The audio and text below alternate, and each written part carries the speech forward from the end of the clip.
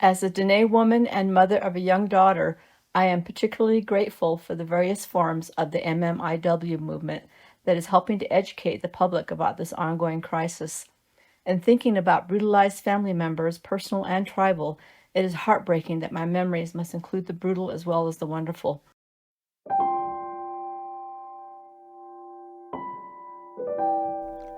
Shortly after returning to New Mexico in September of 2022, I was confronted by a billboard with a blown-up face of a young Native American woman with one word: homicide.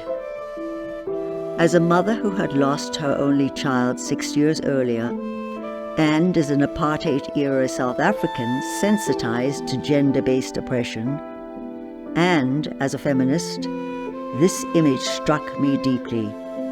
I was compelled to action. Proportionately, there are more missing and murdered Indigenous women than any other group.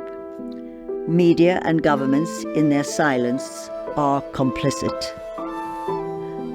My project evolved into a series of artist books as part of a multimedia installation incorporating antique China doll limbs and scraps of red women and girls' clothing, a metaphor for missing, murdered, and trafficked daughters.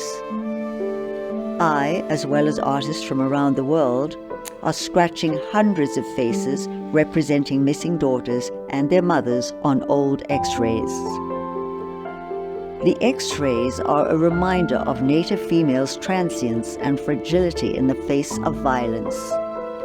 This is increasing due to man camps, established on native lands as a result of the North American oil boom. The X-rays, enhanced with red, the color signifying the missing and murdered Indigenous women's movement, are stitched together to create scrolls. 4 scrolls are now complete.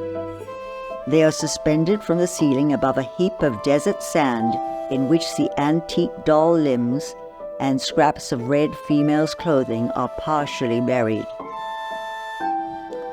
Accompanying the installation is an artist's book of the same title that addresses the issue of missing and murdered Indigenous women from a grieving mother's perspective.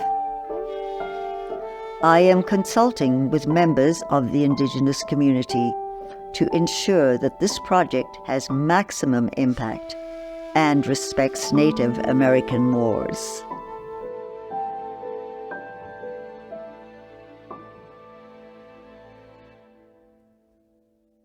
What can I do?